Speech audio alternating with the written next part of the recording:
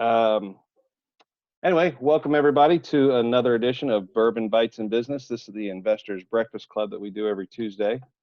I'm, of course, the host, Jim Carmichael. For those of you on the meeting and the call that don't know me, I've been a commercial real estate broker for a little over 18 years. I work with investors from what I like to say 50,000 to 5 million, and I've done some I've done some less than 50,000 as well. But I work with portfolios and try to manage people from beginning to end. We also have a property management company that has been expanding rapidly here in the last month. We see a 10. We are now up to, we're over 600 units that we're managing now. We just picked up a 325 unit portfolio, a 75 unit portfolio, looking at getting a big HOA. So the management company is also growing quite rapidly. But if everybody, I'm just kind of going to go down the list as people had gotten on, and just as a quick introduction, Joey, just give kind of a 1 minute who you are. Okay. My name's Joey. I'm from Cincinnati, Ohio. I went to St. Xavier High School, graduated from UC. And then the past year I spent living overseas in like 17 different countries. I've been indirectly in real estate with my dad and my uncles like my whole life. And then I had the opportunity to meet Jim, and now I'm going to be working at Berkshire Hathaway once I'm able to take the test when the testing center opens back up. Cool. Thank you very much. Let's see, Brennan, you were on after Joey.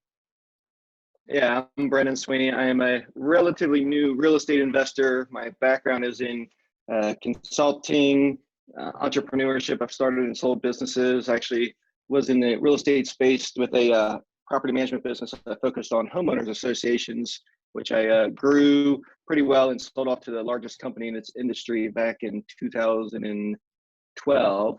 But stayed interested in the real estate space and, getting into some individual fix and flip and fix and hold real estate investments. Excellent. Tone Loan? Yeah, so Tony Carson entered the mortgage business in 1994. So year 26 for me.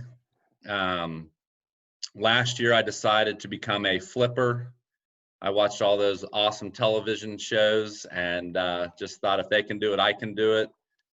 So working with Matt Perkins and Jim Carmichael a year ago, I decided to dive in, and I bought a house in Dayton, Kentucky, and a house in Latonia, Kentucky, and learning that element of the real estate industry. Started doing commercial loan originations also last year. So, the three things I do is residential, commercial loans, and flipping houses right now. So cool. Lori? You guys have such interesting backgrounds.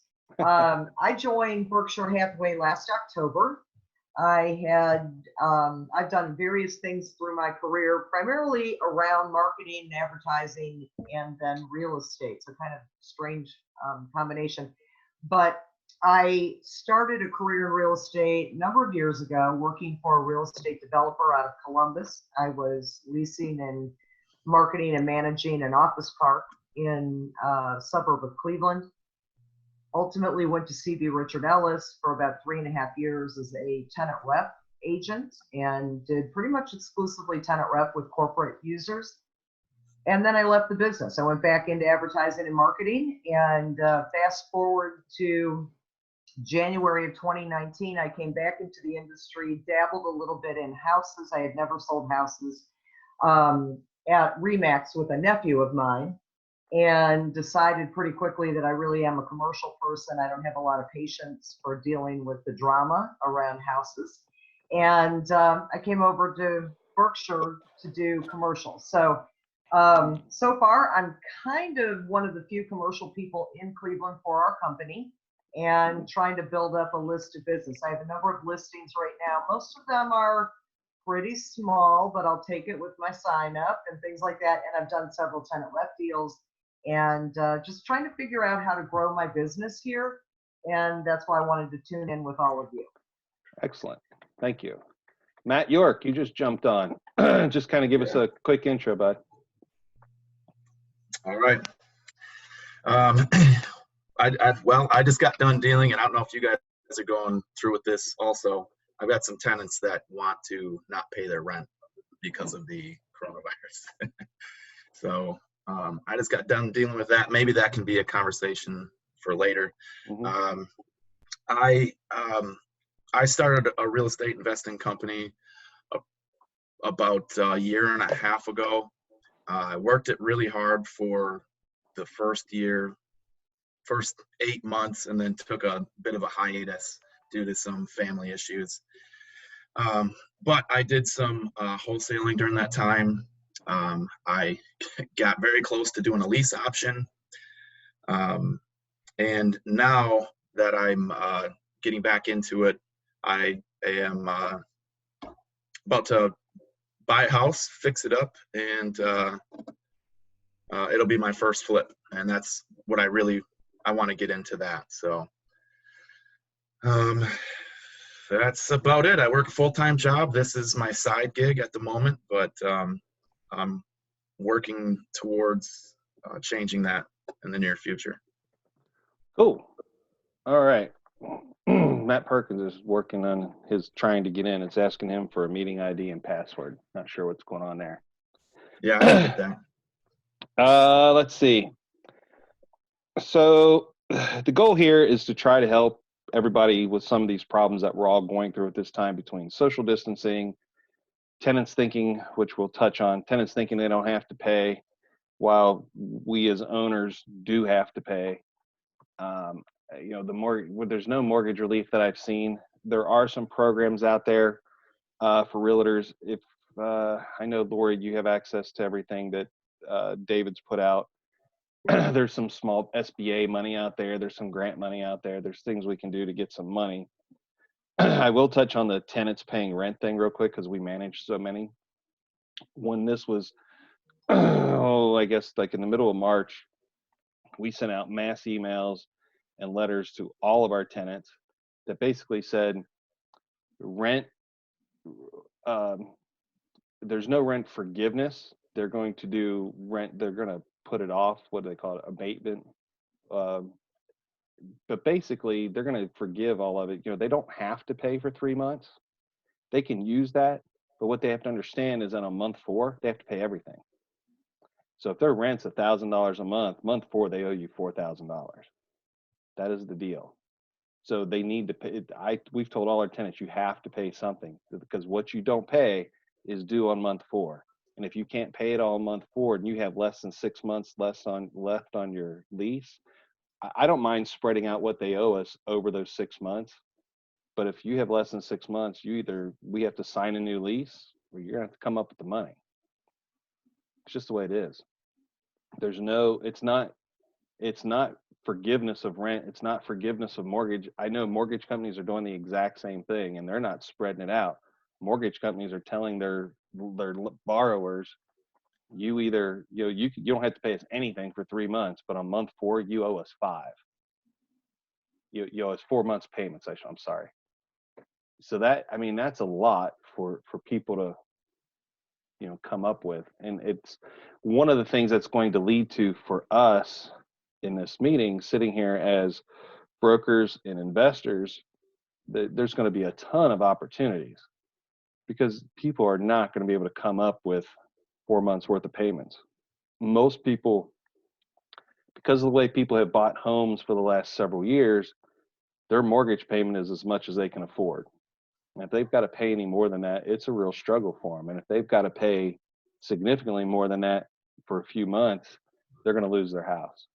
And you're going to see short sales through the roof. And there's going to be a ton of foreclosures for a couple of months. We're going to have a short window of it, because once this little, we've got a new puppy too, and I see him sniffing around. I got to get my son to take him out.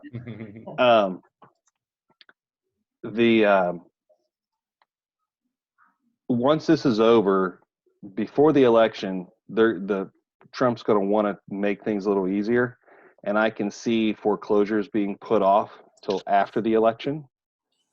For those that, if what they don't get in July, hey, Matty Ice. I finally figured it out. The bearded wonder. We'll come back to Matt in a second.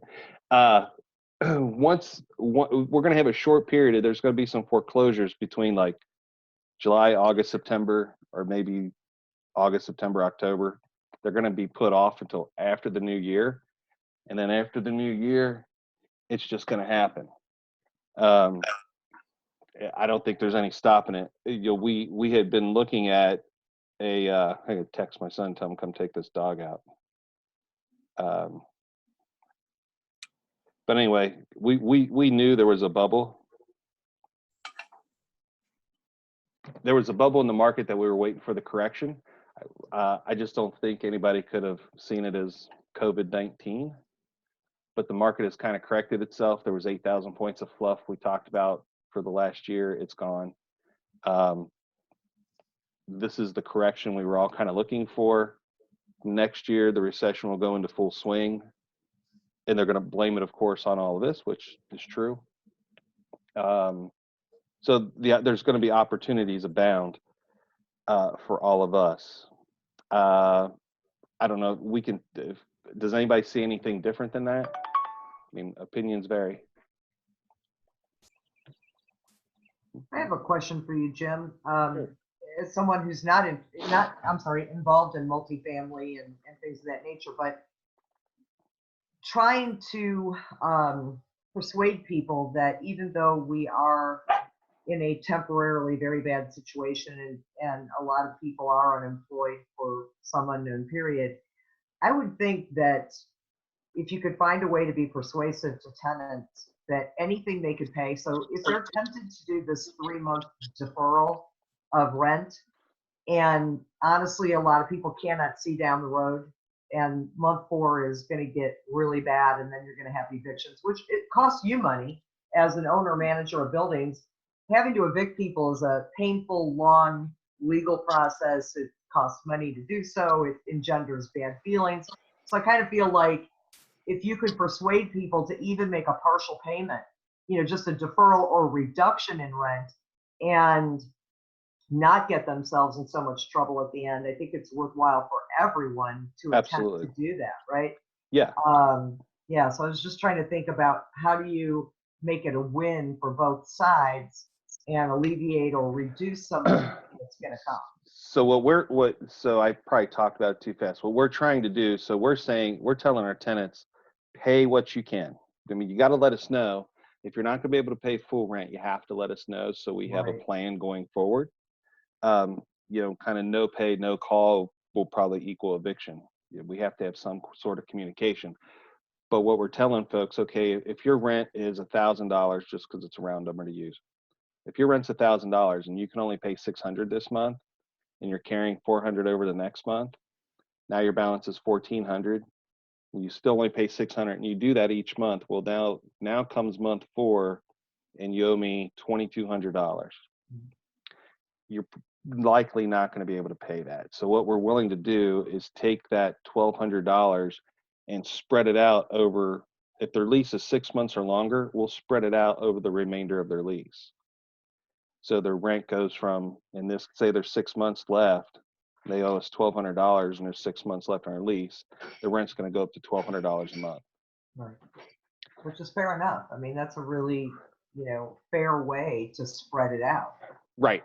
And if anybody has a lease that's less than 6 months, if they aren't capable of making, if they only have 3 months left on their lease, they might not be able to do $1,400 a month.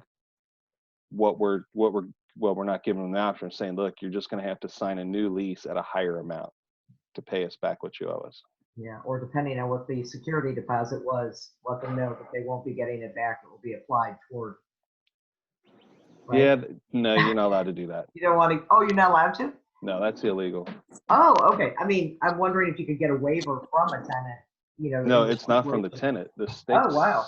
State laws, what most people don't realize is state laws, but they say you have to keep their security deposit in a separate escrow account, and you are only allowed to use that for maintenance or repairs that are above and beyond normal wear and tear. Yeah. Other than that, you have to give it back to them, and it is not supposed to be applied to rent. Huh. It is finagled with frequently, but that is not what the law says. And being Berkshire Hathaway, and if David and how he works, and especially Berkshire Hathaway, we have to do everything exactly by the book. Yeah. All right, Tony, take the floor for 5 or 10 minutes and tell us the state of the mortgage business on both sides. I think the best way to explain the mortgage payment problem, very similar to what we've been talking about for the last 5 or 10 minutes, people paying rent versus people paying their mortgage.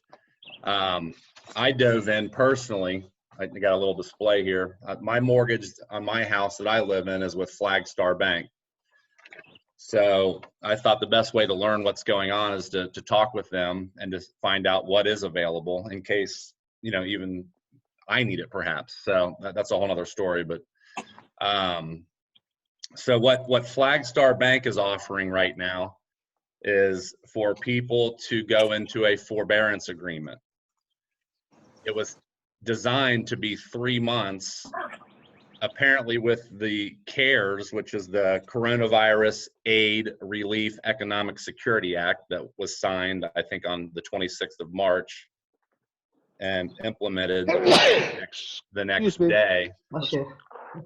Flagstar is following that mandate to now allowing me to miss 6 payments. So it went from, the forbearance plan went from 3 months to 6 months recently with Flagstar. And I say that specifically because what we're advising people to do is you've got to talk to your current lender and you've got to talk to their servicer, whoever's servicing the account, and determine what's available to me as a consumer, okay?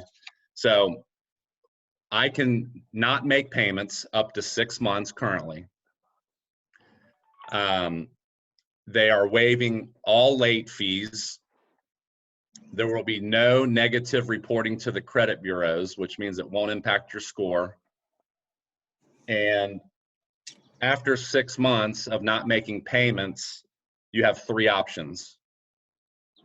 It's to bring your payment due in full. So again, like Jim was saying, that means in month 7, I would owe them 7 months basically of mortgage payments.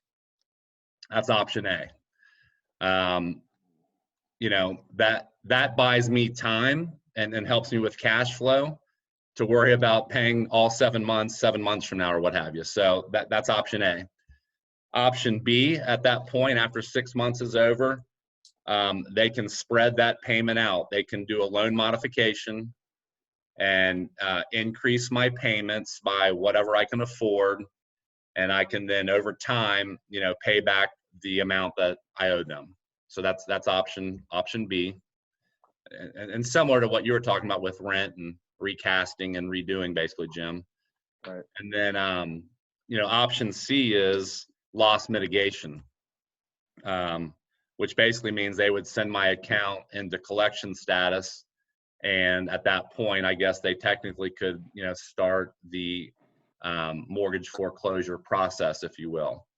That's obviously a bad option because I don't want to lose my home in 7 months. But so that's my options today. Again, those could change tomorrow. Those could change next week. But that's what it is with Flagstar and Fannie Mae today.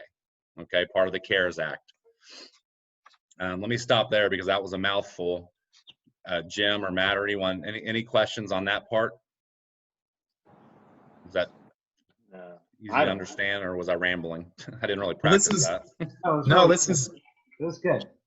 This is good because between what you and Jim have kind of told me, at least now I can go back and talk to these tenants. Because my short answer to them was no, you can't.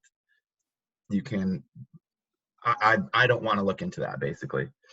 But at least now I can go back and say, listen, here's the deal. If this is something that you want to do, here's how I can work it out with you, but here's the repercussions, because the way that they brought it up to me and they said they tried to make it look like it was a deal for me too, because they said not only, we might not be paying rent for a few months, but you don't have to pay your mortgage either. And they sent me some links, and they went through a lot of of um, of research, and evidently not enough, but really tried to get me to do this. And in my one house, there's 3 of them living there. Only one of them lost their job. So I said, really, you 3 need to work together to figure this out. It shouldn't be on me. It's a touchy subject. I mean, if you're paying rent or if you're paying a mortgage payment, you're trying to figure out ways not to make the payments if that's what you need to do. I mean, there are other people who can make their payments, whatever. But the virus has put me in a compromised position. I'm in the mortgage business. That's my day job. My side hustle is flipping houses. So at this time, I have 4 mortgages right now. So I'm trying to figure out how I can survive, right, and keep everything moving forward. And that's what everybody's doing.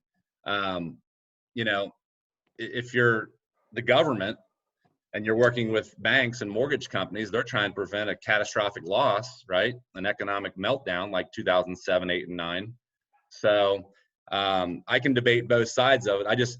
Communication is the key. You got to talk with your people, and you got to work out a plan, and you kind of got to make it as favorable to the consumer as possible, because that's what the banks are doing for me, and that's what the government's telling them to do.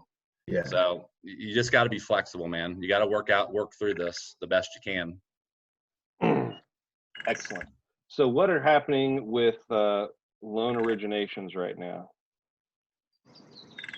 They're very slow. Besides slow, are we seeing are rates still being like flexible all day long, hard to get a lock in? Is that all still happening? Yes, and it's worse today than it was last conversation last week, basically. Let me put my hat on here and think about the conversation. Interest rates are all over the board. That's true. There are many banks and many lenders right now saying, hey, we'll accept your loan application, we'll process your loan, but we're not going to guarantee an interest rate right now. There is no such thing as rate locks. And again, I'm not speaking for all companies. I'm speaking for where I work and what I'm reading, okay? It could be different at Fifth Third Bank or Wells Fargo. But high level is all the banks and mortgage companies are changing interest rates constantly. There's a lot of uncertainty in the secondary markets.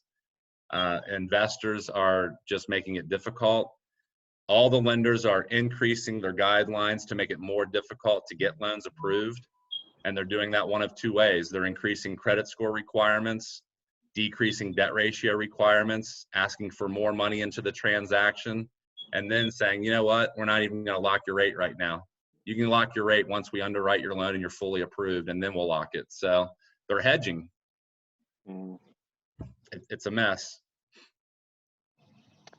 I can stop there or keep going for hours. No, I think everybody's kind of aware. So let's talk about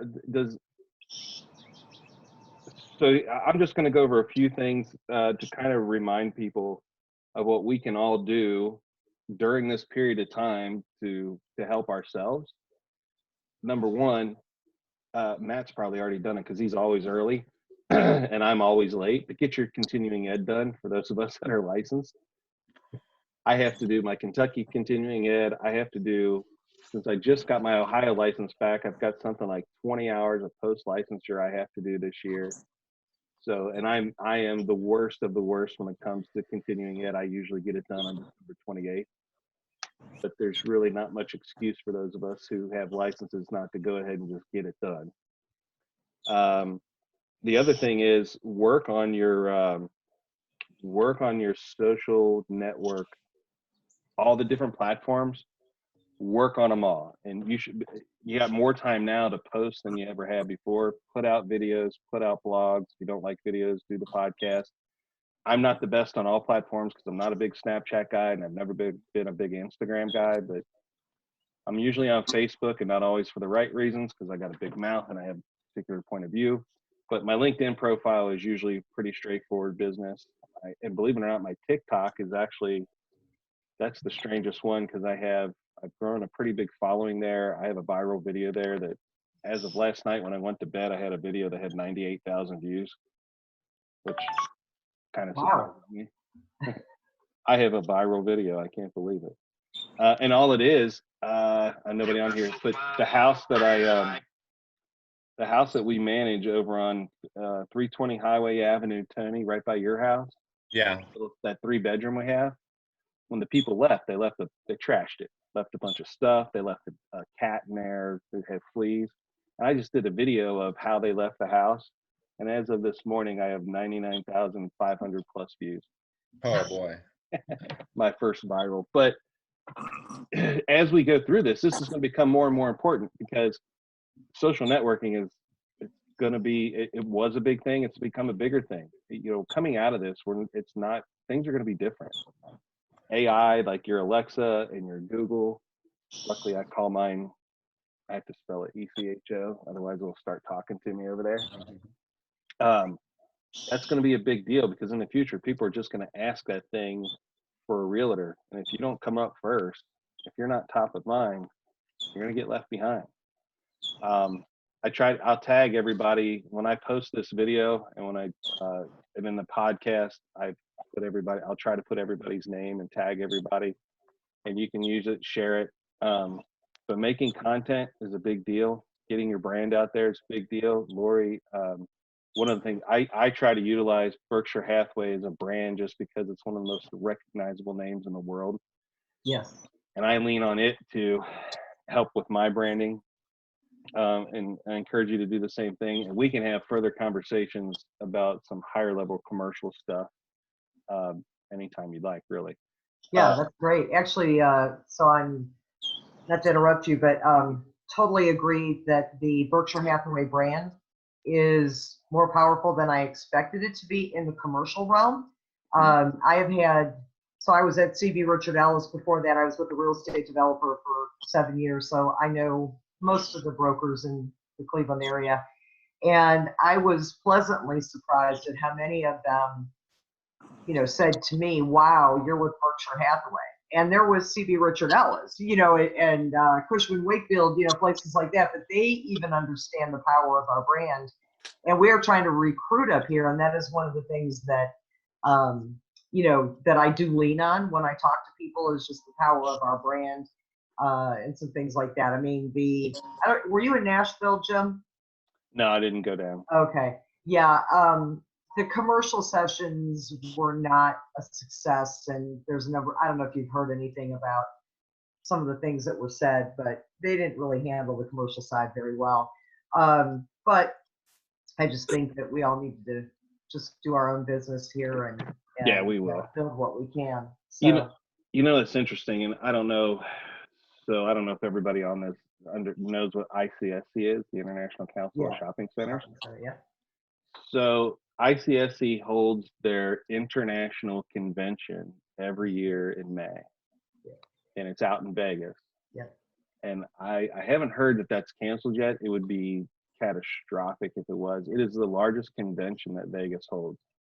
It takes up 2 of their convention centers. It's just massive, and it takes days to go through this. Like every retailer in the world goes to this convention, and that would be a tremendous deal if it got canceled. So you kind of keep your eyes and ears out, peeked up for that.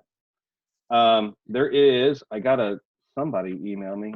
I'd have to look and see where it came from.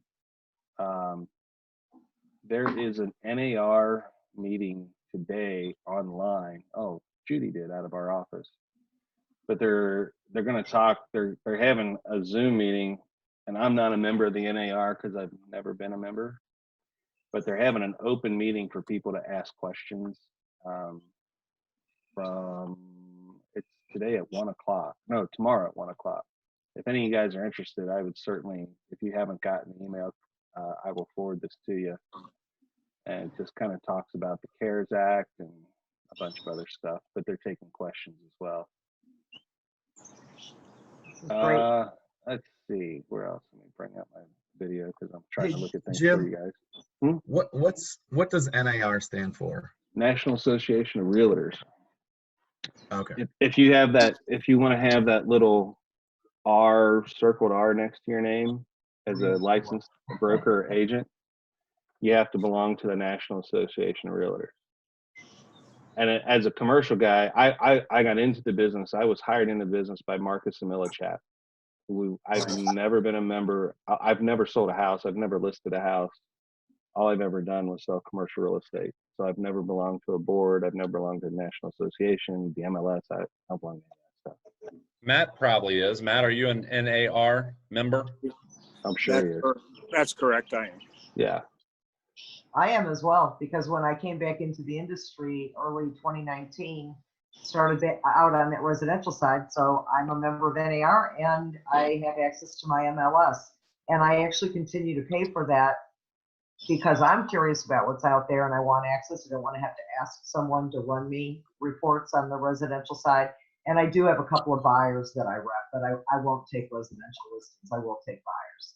Oh, and it makes sense. Everybody's business. I mean, I delve into the residential world as an investor or wholesaler or just trying to put a deal together. Matt and I have we put a huge residential deal together. Probably the second biggest deal I've ever done. It was a huge deal we did in November of 18, I think it was. I love you, Jim, still for that. I love you, Matt.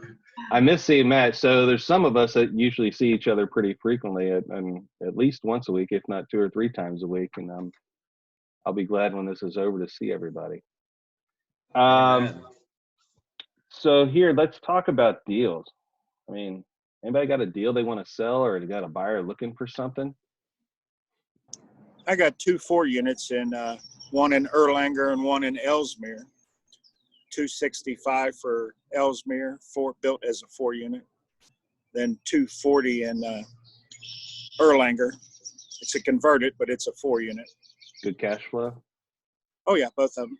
Yeah, about $2,500 a building for the 4 units. You know, they're cheaper rents, but they could easily be raised. Yeah. Okay. What parts of town were those? There's a 4 unit in Ellesmere, 998 Capitol. I can get it to you for like 265. She might want a little bit more. Then I've got 3322 Crescent in Erlanger. That's like, I can get that one for 140. 140 or 240? In Erlanger, it's 140. Oh, okay, because I think originally. I'm sorry, the one in Ellesmere is 165. Oh, okay, because you were saying 265. I'm sorry.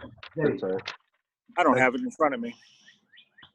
Cool. But I know Matt well enough, guys. He knows those addresses like on point. Well, I had the deal pending on the one in Erlanger, and with the mortgages the way they went, he had to back out. So I'm pushing that around right now. I should be able to get that one done because I deal with so many actually just cash buyers. And I'm telling all my people right now, save your cash, because here in 3 or 4 months, people are going to have to dump their stuff and we can take advantage. I hate to say it that way, but that's the way it's going to be. Absolutely. Absolutely. I've got a residential house for sale in Dayton, Kentucky. Matt, you'll have it listed probably next week. It's a nice one. So It is 127 4th Avenue, Dayton, Kentucky's for sale soon, like next week. And it's right about 149. So if you got any buyers for a house, it's a nice house. In the last week, I've had 7 closings. I've listed 5, and I've got like 3 closings this week. So I'm still booming. Everything that I put up goes pending right away still. So I mean, couple of financing. Most of the stuff I do is cash, as everybody knows. So cash is going to be king here shortly. We've been preaching the right message for the last year. Yep. But I had 2 closings the last week of April or March. 3 closings, rented out 2. I have a closing this week, and then the 21st and the 24th. And they're all. I got an efficiency for renting in Erlanger. If anybody knows somebody wants an efficiency, $500 a month. But my 3-bedroom in Ludlow will be coming up for $1,400 a month, probably next week. Tony, what else you got besides your house in Dayton? Anything? Tony, No, what's that address again? 127 4th Avenue, Dayton, Kentucky. 149.9. It'll be listed by Matt Perkins on April the 15th. And we just got an appraisal back, completed, approved for $74,900 in Latonia. Yeah. Latonia, 174.9 in Latonia. If people's familiar with Latonia, that's we're raising the comps. 3902 Church Street in Latonia. The appraisal came in at 175. Matt's exactly right. That's a house that Matt and I are flipping. I got 3 listings coming up in Ludlow, 4 listings coming up in Latonia right now, this next couple of weeks. Let me make sure I see those. My one guy's looking. Steve Sparks has that one at 3809 lock that I think my client. Yeah. I think my client's going to buy that. Yeah, I sort of looked at it. I just thought it was too small, and I was teasing with him online, so hopefully he didn't get mad at me. Then he did the same thing to me. He offered me $14,000 on the one I had on 15th Street. I said, "Oh, too bad. I already sold it full price." I saw that. Brennan Sweeney was on this call, about 10 minutes ago. You guys probably noticed that, but he's got a house with Matt and I that he's going to be flipping, turning, and the projected finish date on that house in Ludlow is like June 1st. So I believe that house is going to be it's on Kenner Street in Ludlow, and that'll be about 150 to 160 range, won't it, Matt?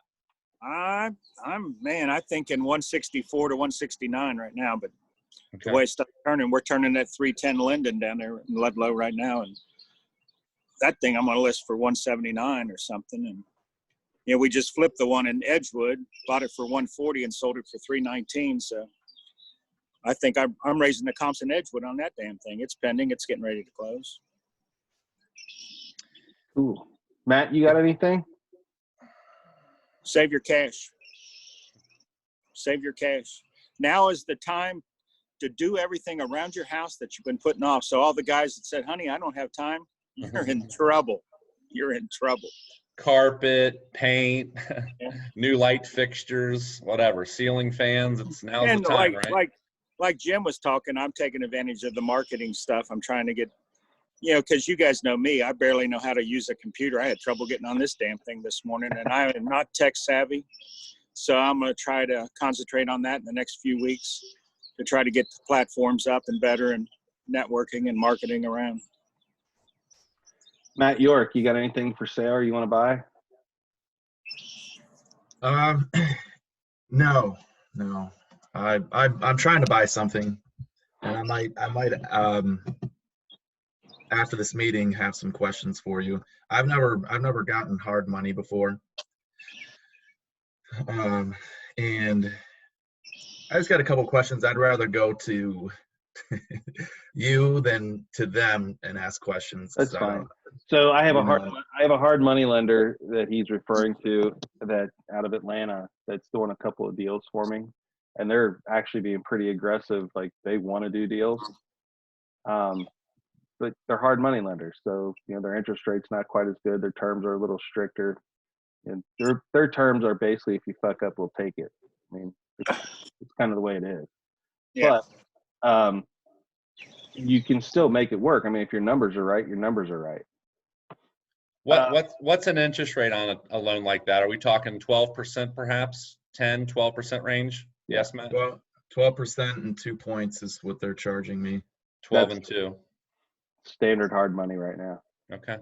Now, the same lender he'll do long-term money, and he'll do any size deal. But on his long-term money, it's still going to be between 8 and 10%. And he does the last time I seen him quoted, he had a first 5 years there's a prepayment penalty. Oh, see, I didn't get that. He didn't give me that. No, it's a different loan. Yeah. Okay. Yeah. It's a different and loan. I'm sure, Tony, it's probably different for you. I'm new to flipping. And the only reason I'm doing this flip is because it's a kitchen and bathroom remodel. The rest of the house is pretty perfect. Are you getting 100% financing or 80% financing, or how does that work? Jim, did you get to see it? I think it's 80% and then 100% of the rehab cost.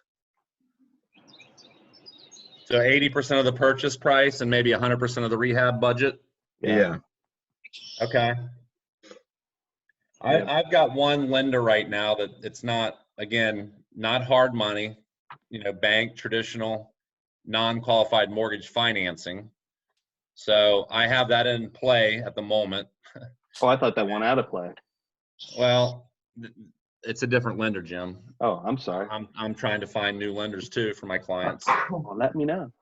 So it's 65% loan to value, loan to cost. So if the purchase price is 100 grand and the rehab budget's 100 grand, that's 200,000. I can get you 65% of 200,000. Okay. The interest rate's about 11.5%. It's interest only payments, and there is no prepayment penalty. It's a fix and flip product, so they're not going to penalize you to just pay off the loan. That's the purpose of the loan, right? Mhm. And you're probably talking 4 points. So I'm just throwing it out there. No, that's good to know. I didn't know you. When we talked last week, Yeah. all the non-QM stuff was Yeah. at the table. Yeah. And that's actually, I think, Matt, that's about when we talked, I think last Tuesday. It's very different. I have to first of all accept it. I mean, the product a month ago, that product was 90% financing, and now it's 65. So, the rate was probably 8.5 a month ago. Now it's about 11.5. So, I'm giving you examples of what's changing with lending.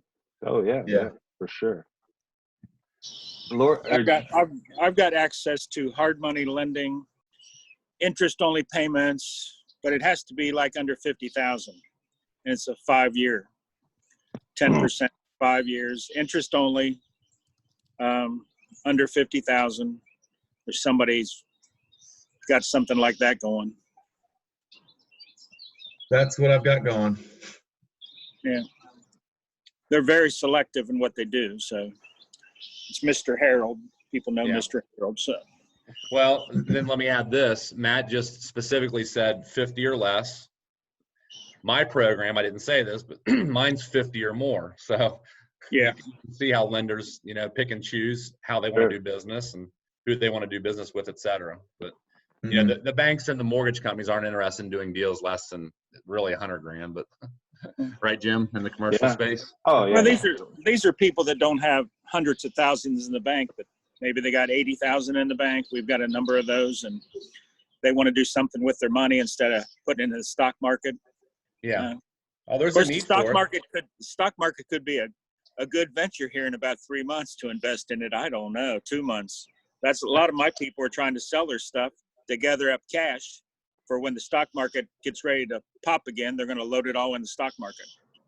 That's what they're doing right now. I've got 2 investors trying to sell stuff right now just so they can gather cash for that. I'm going to mention something at the end that I've been something's come back around that's making money too. Before I get to you, Joey, Lori, do you have anything up there? Lori is up north, but do you have anything up there that you'd like help with or any advice with, or you got something for sale we might want to buy from down here? I have 2 things for sale. One of them is actually, I think, a pretty good opportunity. It is a 3,500 square foot office building in Solon, Ohio, which is an east side suburb of Cleveland. It's hugely about industrial and retail business. So there's a huge tax base here in Solon, as well as nice residential housing stock, great variety. Anyway, the owner is a CPA, getting ready to retire. Building needs a rehab, but it's on a perfect side street, close to all retail, at the center of the retail district in Solon. He wants to list it at $549. I think he would take closer to 5 and be pretty happy with that. So that's going to go online soon. I don't have the listing agreement up yet. I also have a office condo, which is sort of, condos are such unfortunate products. But it is a really awesome condition office condo, also in Solon. I do a lot of business around there. 3,800 square feet, pristine condition. My owner, same thing, sold an insurance business. They're retiring. They bought it cash a couple of years ago just to move their business because they sold their insurance agency to a larger company. They needed to have somewhere to go every day, and they bought way too much. Now they want to get rid of it. I'm trying to talk them into potentially leasing it and then selling it as an investment. It's one of 4 units in a condo building. And again, it's outstanding, but you have to want to own an office condo, and that's kind of a difficult product. So I've got those 2 things for sale, bunch of small stuff for lease, shopping center, office suites, that type of thing. And I'm trying to find ways to market basically these smaller suites of space. And I have some ideas I'm working on actually right now, kind of on the side, but in conjunction with David and some folks that I've kind of talked to about concepts. And then finally, I've got some small business owners that are very successful that are looking to purchase buildings. They're at the beginning of that process, and I'm hoping they'll be able to do that and that things will be in their favor, coming out of this mess. I think so. All right.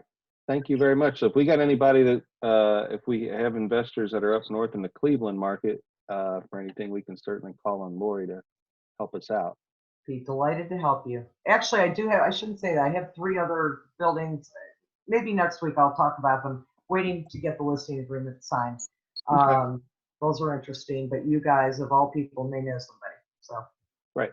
And one of the things we want to do on here, and I'll just say now, when we're done with this meeting, I will post this. I'll tag everybody and then friend each other on social media across all the platforms. Awesome. So that when you post stuff, we can share it with all our own networks, because we all don't, although, some of us have 200 mutual friends, we all, have 1,000, 2,000.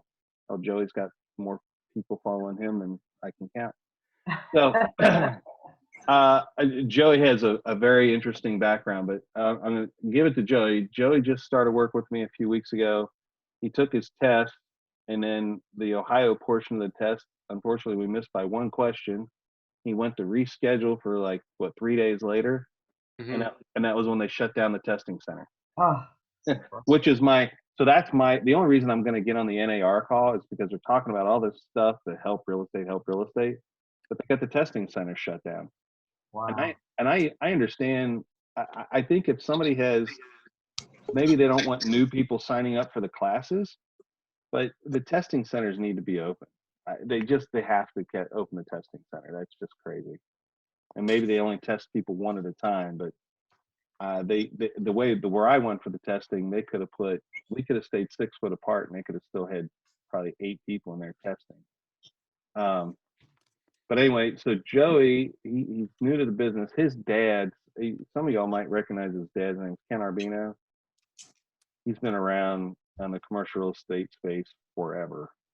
And his uncles are investors in basically fix and flips, buy, hold rentals, that sort of stuff. And then Joey has, I'm just going to give a brief intro because Joey's going to talk about something just a little different.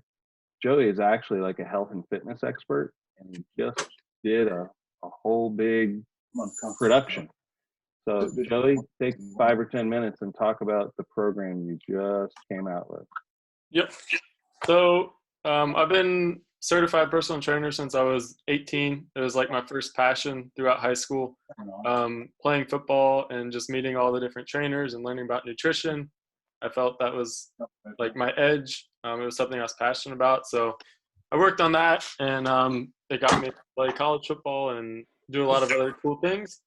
So over the past 6 years now, it's been, I've trained one-on-one, probably about over 50 people. And then I also run group boot camps, anywhere from 5 to 35 people. And then with all this stuff going on, a lot of the gyms, actually all of the gyms have been shut down. Luckily, I have a gym in my basement and a gym in my garage. So I'm still training some of my one-on-ones, but a lot of people that I do in boot camps who live on the other side of town or something, and it's not very convenient where I live, are stuck at home with no equipment or anything. So I created a 4-week, no equipment needed, all body weight exercise program. So if you're interested in that, feel free to message me. You can use bands or weights basically every exercise, but I did design it for no equipment. So if you don't have equipment, it's perfect. It's 3 days a week for 4 weeks. Each week gets a little bit harder. And then at the end of each workout, there's a little thing that I call a finisher, which is like a summary of the workout. And it really pushes you at the end to try to get as many reps as you can in a certain amount of time. So yeah, that's a little bit about the program. I think it has 62 different no equipment exercises and video demonstration and video explanation on each exercise and workout. Cool. I didn't ask you this before. How much is it? $50. That's the deal. Yeah. That is a Guys, I gotta hop off for a company meeting now. But I appreciate you guys. I just wanted to say that this has been already beneficial, and this is only the second time I've talked with.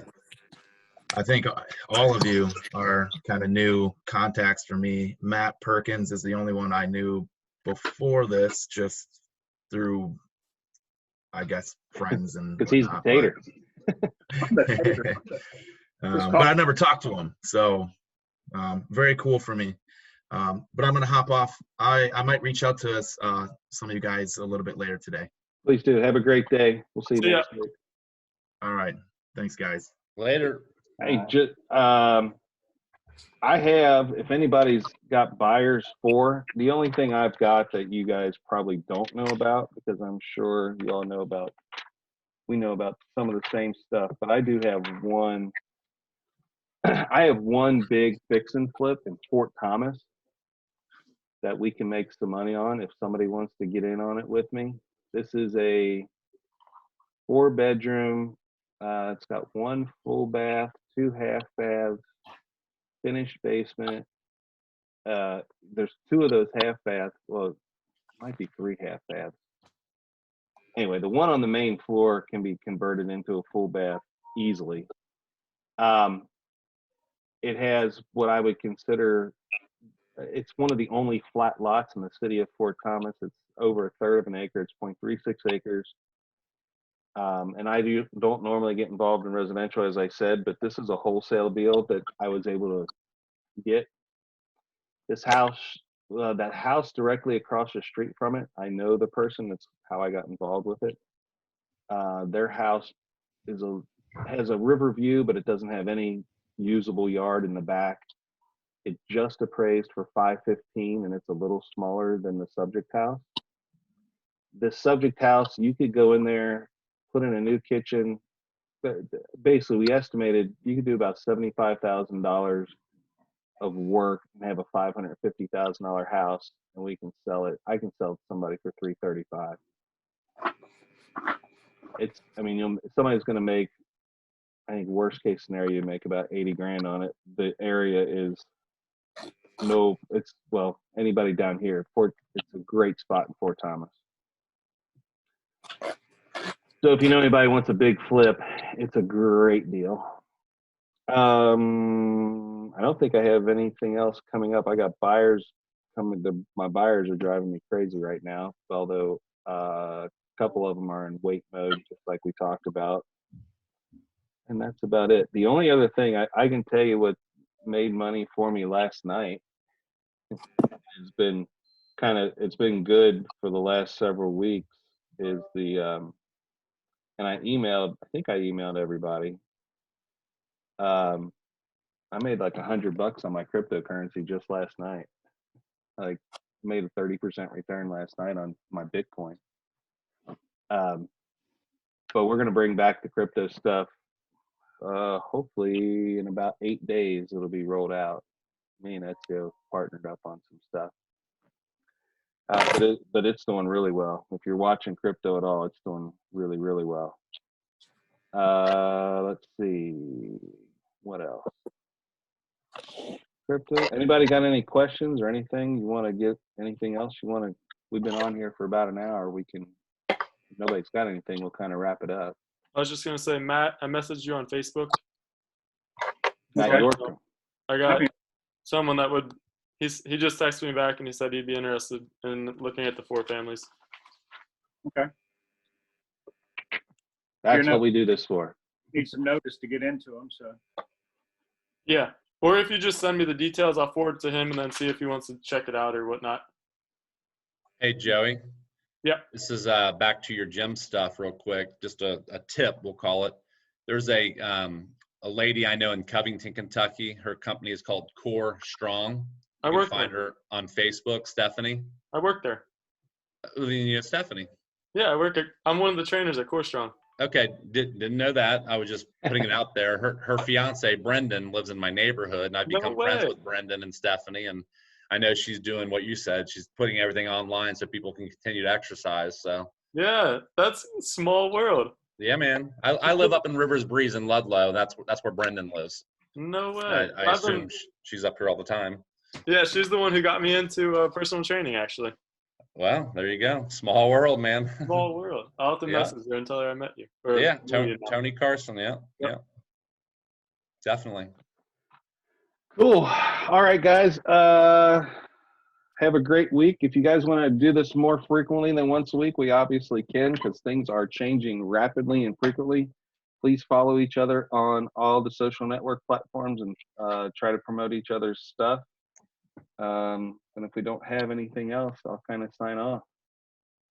Anybody have any questions for me before we close out, or just want to give Lori or Joey an opportunity? I talk to Jim and Matt on a regular basis. Yeah. Lori, anything? Actually, I thank you all for the discussion because I took notes on everything. And even though I'm not necessarily working with people that this is going to affect immediately, I do work obviously with residential realtors and other folks that I think this kind of discussion is of much more value than, and it's not to put down all the great communications that are happening, but I think there's nothing that substitutes for an exchange with people who are actually in the markets and seeing what's happening and able to articulate it. And that's a value we all have to bring to our clients, right? All this Absolutely. kind of forecasting and reality and being able to articulate that message to them to help them, you know, give them any advantage we can. And I plan to share this with a lot of people in my office, and I really appreciate being invited. And I will definitely be back next week or as frequently as you decide to have. And just so you know, I'm trying to do this same format on a national platform through LinkedIn on Thursday mornings at 11.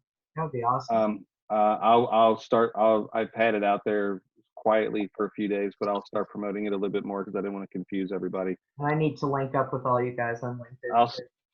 I'll send you all the link, go back and forth on LinkedIn, and but I'll send everybody the link to that meeting because I'm trying to get, because this is what I would call a regional view. You know, we have the kind of the greater Cincinnati, now we have somebody in Cleveland, which is great. And the more people as we grow it, and then you can have kind of this local regional view, then we can have kind of a national view, and it'll help everybody, I think. I want to say one last thing as I look through my notes, guys. Put your residential mortgage cap on for just 10 seconds. Yeah, because we still want to promote transactions and we want to do our part to stay as positive as we can and do deals, that's for sure. But for a conventional loan today, okay, and I could talk for hours, but I'm going to go in 10 seconds. 680 credit score or higher is going to be the new norm, okay? 680 or higher for conventional borrowers. And it looks like 640 or 660 is going to be the number for any FHA, VA, or USDA loan in the extreme near future. So 680 for conventional, 640 and above for government. That's kind of the new norm that's happening right now in the residential space. And the debt income ratios raised also. Well, debt ratios, Matt, are going down. Yes, Yeah, you said it opposite, but again, it used to be 50-55 is kind of the norm. It's now really 45-ish, okay, which is less borrowing power, but that's okay too. The loans are just being, it's going to be a little bit tougher for a while to get loans approved. Mhm. That's a 60-point swing in credit score from a 580 to a 640. Bam. It's happening. It is happening. You are absolutely right. It is happening. Let me All give right, you you one, guys- let me give you one interest rate example. It's just food for thought. We're not at 10:30 yet, but and I'm trying to speak very layman's terms, but I've got a client closing today, okay? Residential loan, it's an FHA loan. When I locked her rate about 35 days ago, so go back to late February, early March, I got her a 3.5% rate, 30 years fixed with no points, okay? I repriced that loan yesterday using the same parameters. That 3.5% interest rate yesterday was charging 6 discount points. I repeat, it went from 0 points to 6 points in the last month. Jeez. Now, That's if you know what a brutal. point is, that's about 1% of the amount of money she's borrowing. She's borrowing $200,000 from me. That means her fee went from 0 points to 12,000 points or $12,000. Increased closing cost to do the same deal that we did a little over 30 days ago. That is unbelievable. That's crazy. I couldn't even do now let's take it a step further. I couldn't even do that deal today because there's no lender, there's no investor that would allow that to happen. So they just won't do it. Do you Brutal. think that this period of time, depending on how long it extends out, will also have the effect of shaking out real estate agents that, were just Oh, yeah. not holding their own? I mean, there's going to be people leaving the industry and those who are strong and have It'll stayed on go like top. this, Lori. It'll go like it's this big today. Yes, And maybe in a year from now, I'll just use a year. It might be, this big. right. Realtors, loan officers, whatever, No, title companies. I've been a realtor for 25 years, and back in, what was it, 07, 08, when the market really went down. I mean, I stayed in business because I mainly deal with a bunch of cash guys. And people still needed a place to rent, a place to live, and we were buying houses and just renting them out and making money hand over fist. But a lot of my friends prior to that were big agents. And I remember, for instance, it really shook me up. I went to the McDonald's drive-thru, and there's one of the biggest agents in Grant County that I used to work with quite extensively. She was working the McDonald's drive-thru, and Wow. that's going to come back. Yeah. And I mean, one of the top agents in Northern Kentucky here are with Remax across the country. Back during that time, I'm showing a shitty little house on Holman Avenue for $40,000, and she pulls up behind me in her car, and I said, "What are you doing down here?" She says, "A girl's got to live." So she's down in my area because she had cash, and she was competing with me in those things at that time, buying for cash and stuff. But it's a total different world right now. But that's coming back in. It seems like that kind of stuff. It's going to clean the market out. That's for sure. Well, we talked about in our small circle, we frequently talk about and have for a while. And I've been like when I do the CE courses in Mason, I've done them up in Salon. I do 3 CE courses that David has me come teach. And I've told all the agents that's ever taken it, and I get in trouble for it sometimes. If you haven't figured out how you bring value to the deal, you're not going to make it through this next recession. You're just not. Because during this next recession, you're not only going to be competing with the marketplace and other agents, but now you have technology to compete with. And Right. during the downturn, Zillow is your enemy. Redfin is a huge competitor, and there's Purple Bricks, and I mean there's a ton of online companies. And if Amazon ever decides to flip the switch, you better know how to bring value, because the Amazon real estate that'll be the online place for real estate. Yeah, absolutely. So, but yeah, I think the short answer to your question is it'll thin out the herd significantly. And I think the difference being, like the last recession, I know around here, I saw a huge changeover where agents just got out and they never came back, but we got a bunch of new agents in. So you have new agents that have been in the marketplace for 5, 6, 7, 8 years. They've never seen a downside. All they've seen is the easy stuff. Those folks won't make it.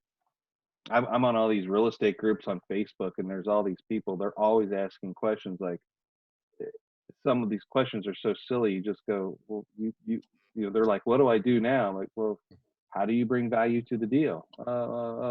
If you can't answer that question, if you don't know how you bring value to the deal, you'll never make it. You can't survive a downturn if you don't bring value. That's right. Excellent. Make sure you get those hands nice and soft there, Matt. That's right. I can't see anybody else unless they talk. I don't know. I think the cap on your lotion made a noise, so it flipped over to you. Yes. Is that what it was? Yes. All right, guys. If we anything else before we sign off? This was great. Thank you. All right. Thank you. Thank All you right, all guys. very much. Goodbye. Goodbye. Make Goodbye. it a good day. Bye. Tater. That was another episode of Bourbon Bites in Business, the Investors Breakfast Club. We sure appreciate y'all. See you next week. Bye.